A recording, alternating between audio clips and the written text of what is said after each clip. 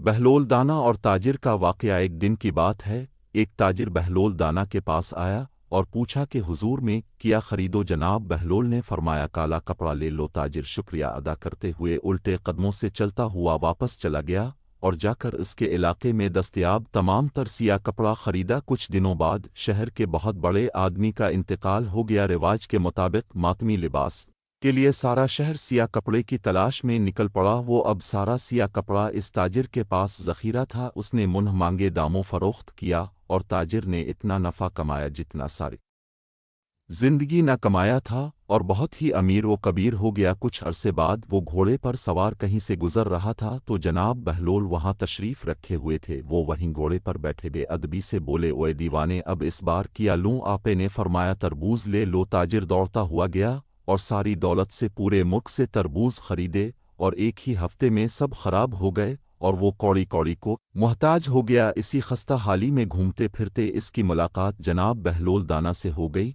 तो उसने कहा, ये अपने मेरे साथ किया माजुर्रा किया? जनाब बहलोल दाना ने फरमाया, ये मैंने नहीं बल्कि तेरे लहजे और अल्फाज ने तजिया सीन नाबिद तक पहुँचाया है। जब पहली बार तूने अदब से पूछा तो माला माल हो गया और जब तूने गुस्ताखी की तो कंगाल हो गया। मज़ीद ऐसे सबक आमोज़ कहानियाँ, किस्से और वाक़यात हासिल करने के लिए हमारे चैनल को लाइक, सब्सक्राइब और शेयर करें ताकि अब तक हमारी वीडियोज़ पहुँच सकें। आपके ताउन के मुंतज़िर हैं। शुक्रिया।